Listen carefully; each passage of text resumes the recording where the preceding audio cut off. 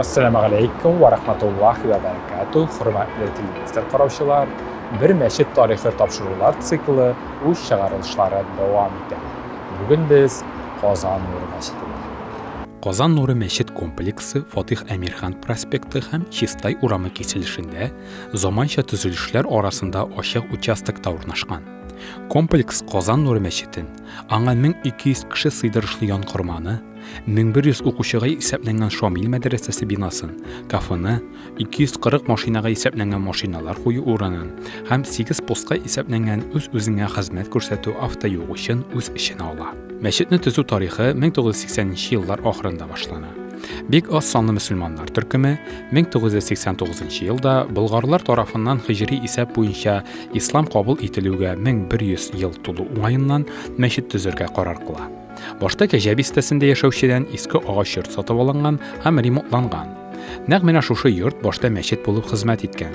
Beriga birinchi mahalla kishilar jiyla, birinchi topar ko'mak namozlari o'qiy boshlaganlar, masjid tuzuv uchun ig'analar chaqanlar. Yangi masjid tuzuvda yordam so'rab Alloh taolaga yolvorganlar. Ul vaqtda oqsha yetmas sababli turmushga oshira olmaganlar.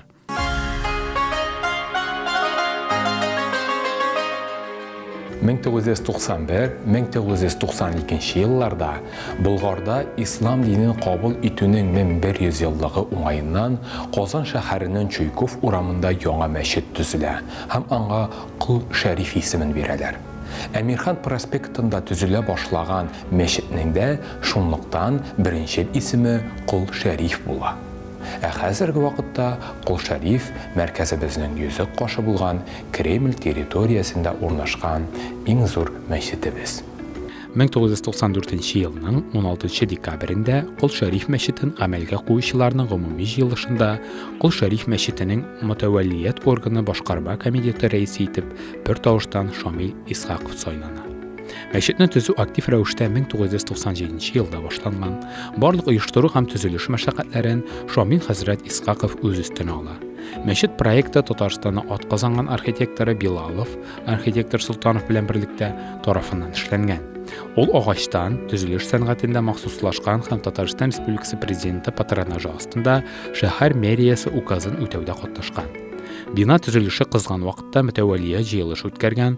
Aning kun tartibida birdan bir so'rov masjid ismini o'zgartirish edi. Masjidning Shiratdagi ismini o'zgartirish sababi Qozon Kreml muzey to'ylig'i territoriyasida g'oya zo'r yangi masjid tuzilishi jayildirilib bo'lgan. Ana shulay Qul Sharif masjidi deb ataganlar. Men masjidimizni Qozon Nuri deb atarga taqdim etaman. Chunki bo'lajak masjidimizning arxitekturasi o'zining motorligi bilan shusha atamaga to'g'ri keladi. Qozon Nuri masjidi qisqagina vaqt ichida 1 yilda 3 oyda tuziladi. Aning ochilу tantanasi 1999-yilning 30-avgustida tugal Tatariston Respublikasi bayrami kunida bo'ladi. Shusha kundan boshlab Qozon Nuri masjidi musulmon qardoshlar uchun har vaqt o'z eshiklarini ochiq tutadi.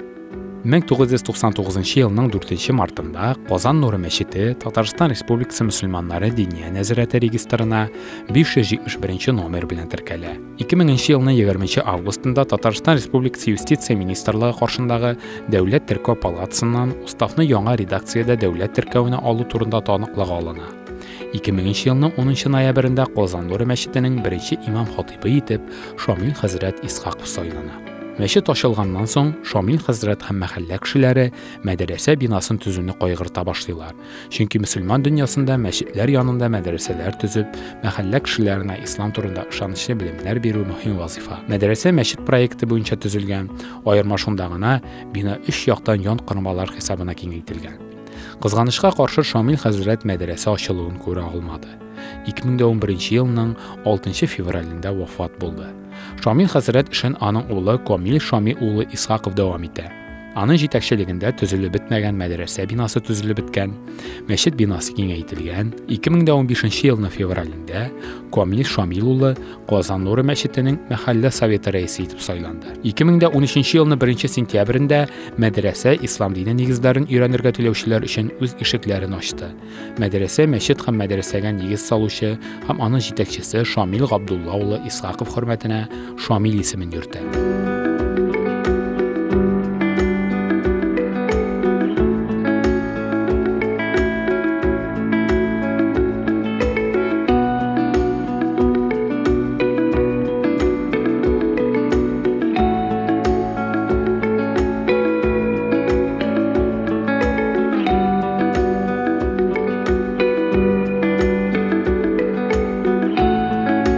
Мансард катында яңа туган балаларга исем кушу йоласы үткәрелә торган тагын бер гыйбадәт залы урнашкан.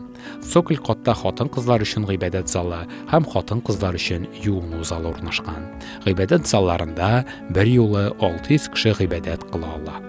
Көнбатыштан мәчеткә 2 катлы янкырма кушылган. Аның өске катында никах өчен зал, аскысында ир-атлар өчен юыну залы урнашкан. Мәчетнең көнбатыш диварлары, янкырма һәм юыну бүлмәсе арасында лапас астында җәйге намаз залы бар. Анда 200 кеше намаз укый ала. Мәчет территориясендә зәңгәр чыршы, декоратив рәңге, пирамидалы тирәк агачлары утыртылган. Мәхәллә кешеләре өчен шәхси транспорт өчен парковка җиһазландырылган. Казан Нуры мәчетендә һәр даим 5 вакыт намаз, җомга намазы һәм бәйрәм намазлары укыла. Изге Рамазан аенда тәравих намазлары һәм тулысынча Коръән укыла.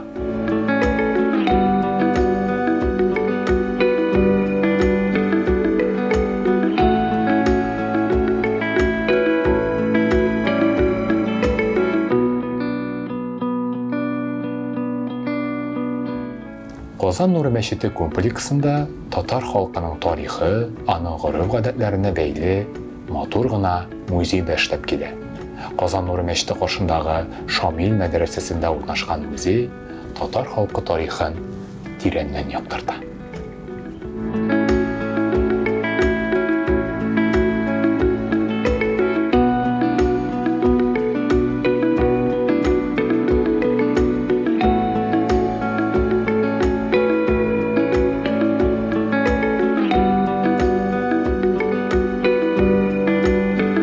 Biz bugün mərkəzimizin Qazan Nuri Məşidi tarixi haqqında söylədik. Bir məşid tarixi sizin bilən kiləsi çağırılışlarga qədər deb sağollaşa inşallah. Assalamu aleykum və rəhmətullahi və bərəkatuhu. Sağ olunuz.